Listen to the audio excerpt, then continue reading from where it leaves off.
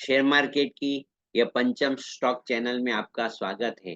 और learn and earn series में ये जो मैं वीडियो बना रहा हूँ, तो जो पहला जो वीडियो मैंने बनाया था, उसमें आप लोगों ने देखा होगा कि वो जो वीडियो था शेयर मार्केट ट्रेनिंग में ऐसे मनी मैनेजमेंट कैपिटल का वीडियो बना है। अभी मैं दूसरा जो वीडियो बनाने जा रहा हूँ वो है रिस्क मैनेजमेंट।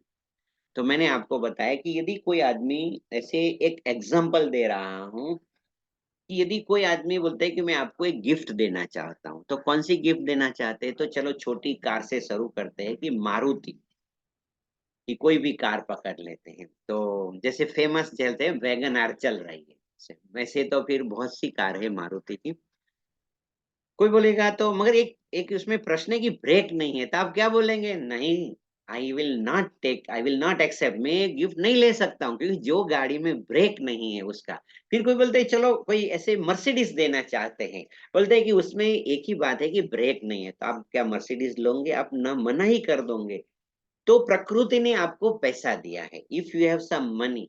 और आप यदि शेयर मार्केट में काम करना चाहते हैं, तो शेयर मार्केट में ये जो रिस्क मैनेजमेंट जो मैंने लिखा है वो है वो जो ब्रेक है।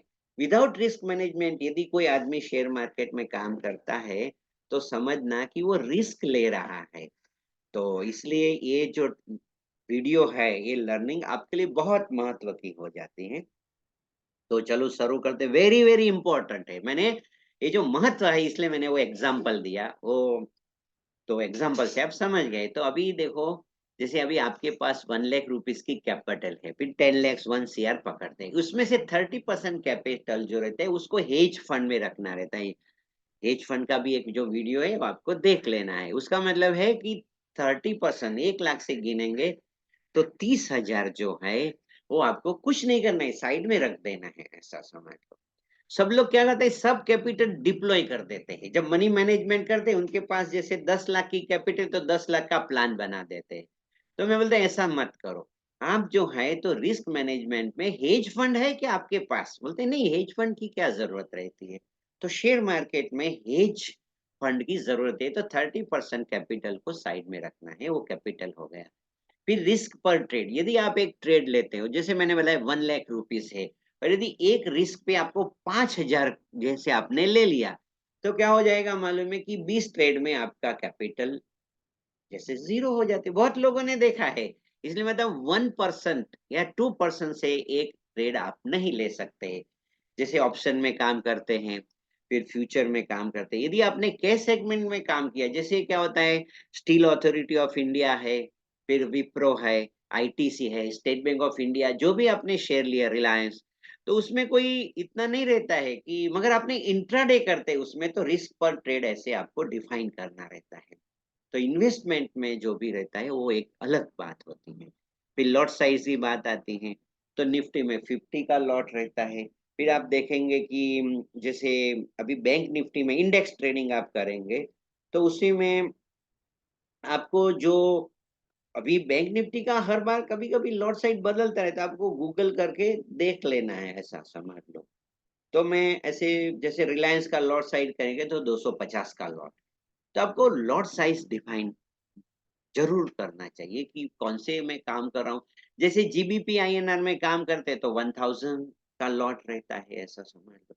तो वो लॉट साइज भी आपको ऐसे देखना चाहिए। फिर एंट्री, कहाँ एंट्री लगाए?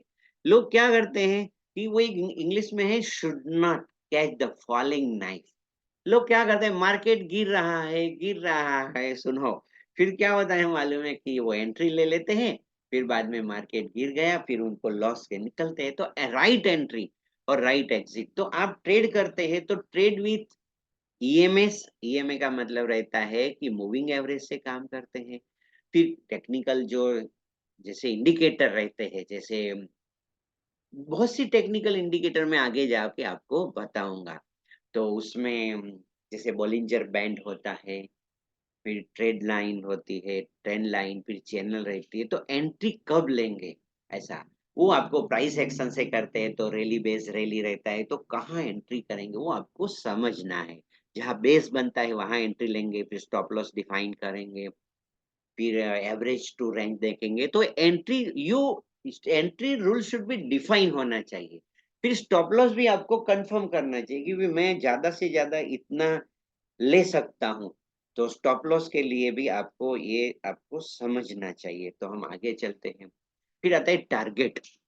देखो टारगेट जो रहता है ना, कम शेयर मार्केट में मैं कितना लॉस लूंगा वो आपके ऊपर है, और टारगेट रहता है ना वो शेयर मार्केट तय करता है।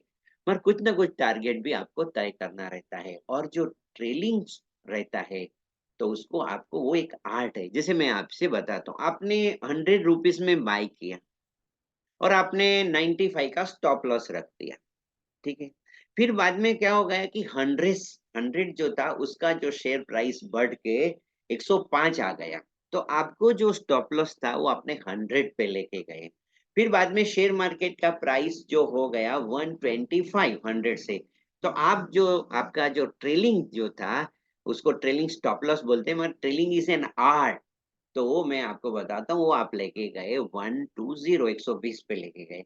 तो क्या होगा, मार्केट भी ऐसे रिवर्स भी होगा, डिक्लाइन होगा, तो भी आपको 20 रुपीज का प्रॉफिट हो जाएगा। तो चलो ये वीडियो को मैं इधर कंक्लूड करता हूँ।